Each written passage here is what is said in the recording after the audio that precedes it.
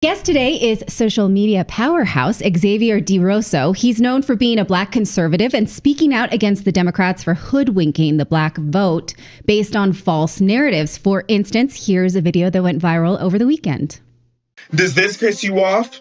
Because do you want to know what pisses me off? The fact that my ancestors fought way too hard for black people to be allowed to learn how to read, just for y'all to expect me to be uneducated enough to support Kamala Harris for the sole reason that y'all claim she's black. Kamala Harris could be as dark as a P. Diddy party, and I still wouldn't vote for that godless she-devil. The Democrats are the reason that so many black boys are illiterate. The Democrats are the reason that so many black communities are ridden with poverty. The Democrats are the reason that black people are begging from handouts from massive government. And the Democrats are the reason that so many black people are wanting black-only spaces, aka segregation. It's as if the Democrats are trying to bring back slavery and Jim Crow, considering they were the party that was in favor of those two eras in the first place.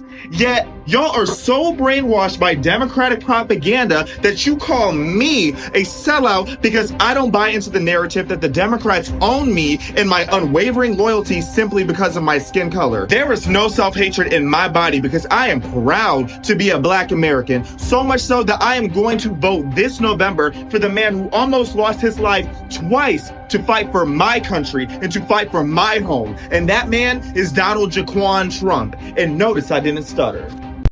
Hey, check this out. So I stopped buying random lotto tickets and started doing this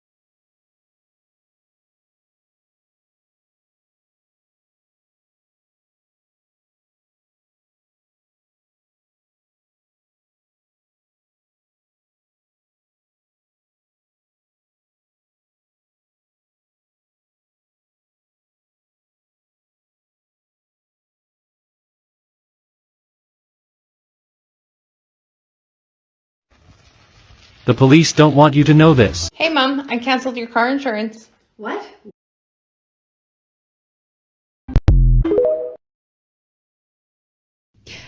I'm really glad to speak with you for the first time redacted guest. I was very moved by your PragerU story. I'm not sure how the algorithm found this to give to me, but I was really glad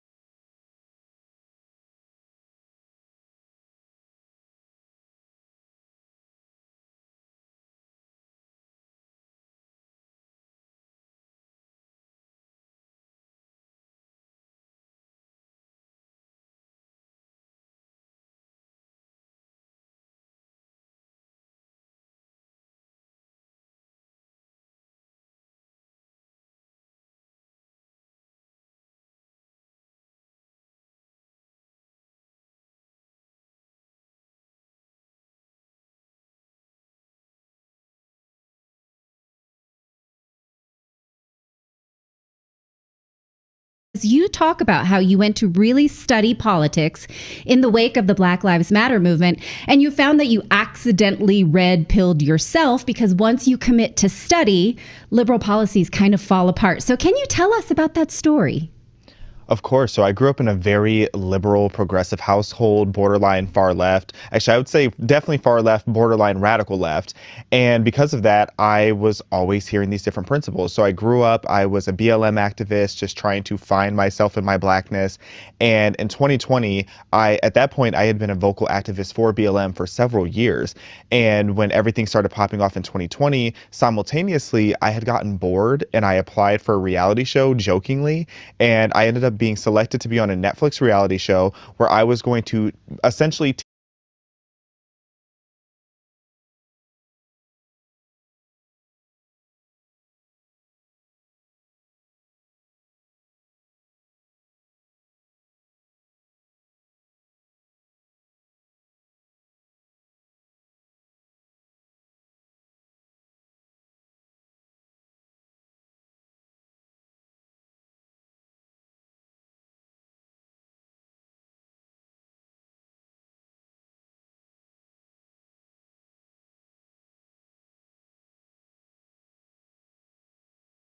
teach people how to become an ally or how to become a BLM activist. So in the process of getting ready for the show, because I had months to study because of COVID, I was just like, I might as well become the greatest debater that I possibly can because I saw a PragerU video that made me so mad. So I decided I was going to make this entire series where I was debunking PragerU videos. And in the process of that and studying the counter arguments, it was the first time I began to research without confirmation bias. I was going in just being as objective as possible and looking at the side by side of what my narrative always said and what was being said on the other side. And every single topic I looked into, it was like my side did not hold up anymore. And I just kept poking all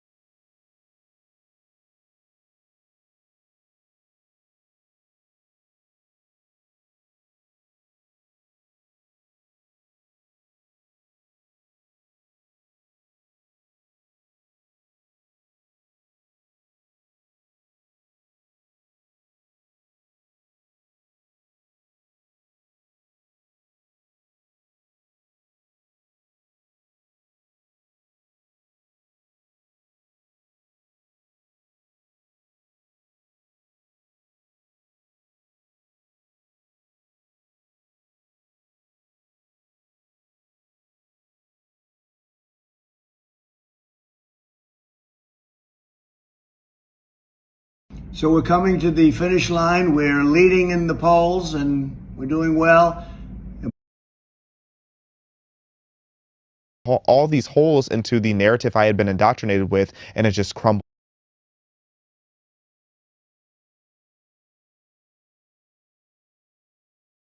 Poverty, which leads to more crime and more demoralization of the black community. But you notice it's always the progressive cities that this is happening in. Right. And one of the things that really made me see this differently is that if you argue for being soft on black crime, that means little old ladies have to be victimized by criminals, no matter the race. And I grew up, my grandmother lived in a poor Latin neighborhood in Hayward, California, had a heavy metal screen door, and was very much afraid of the community that she lived in. And so I never really put it together that the criminals I was advocating for would actually be torturing people like my grandmother, and how that's actually more of a racist policy. Does that resonate with Kamala Harris? I feel like that's racism. Can you respond to that? First of all, I'm so proud of Janet. Actually releasing a mini doc later this month where we are wing progressive politicians and DAs who are going out there and they're making these soft on crime policies, and it's making it so easy for these criminals to just. Janet Jackson was pretty wealthy, but she did have to deal with, I'm sure, quite a bit of racism, considering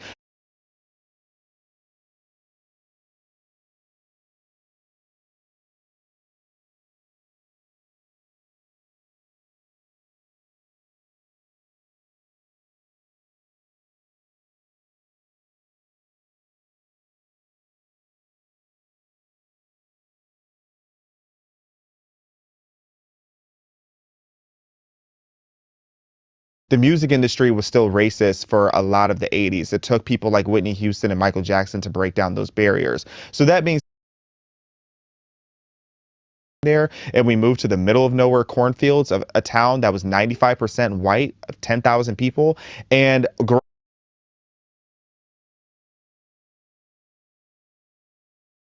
racism. It's just racism. There's no such thing as reverse racism. And stop apologizing for slavery. You never owned a slave. You're not P. Diddy. I think that takes bravery. Can you come around to how you started to perceive racism for everybody and not just certain groups?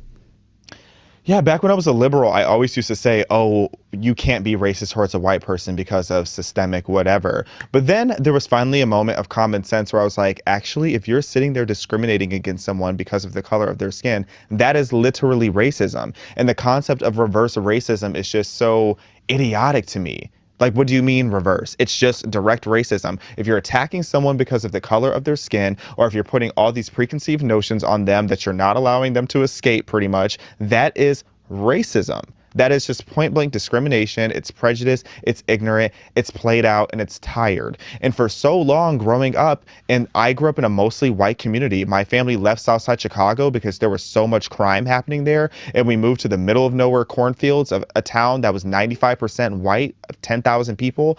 And growing up, so many people in my family told me, never trust a white person. Never let a white person get too close to you. White people cannot be, the white people will never truly love you. They'll always view you as black. But the thing is that was confusing to me because I had so many genuine white friends. I had so many white people who went out of their way to showcase their love to me. So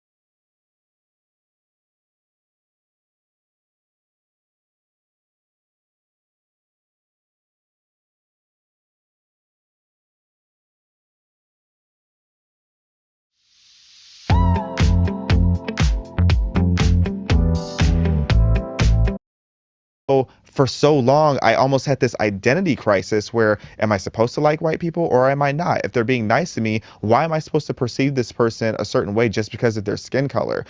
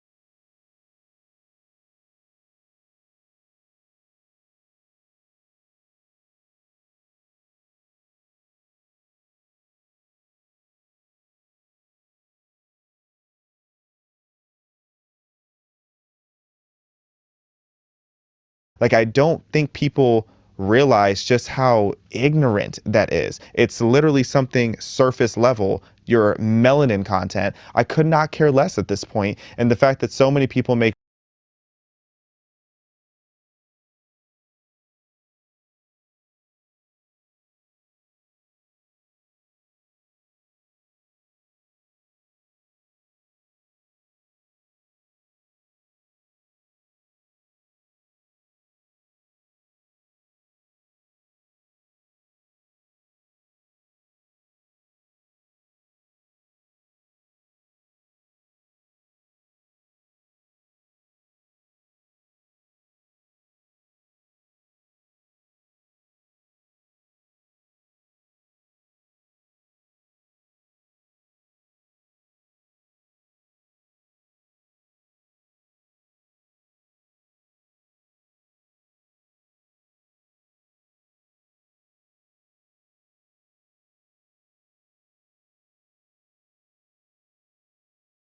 race into this massive thing still, it's just so, it's decades overplayed. Yeah, it's tiring when we could get past it and actually build for all communities, not just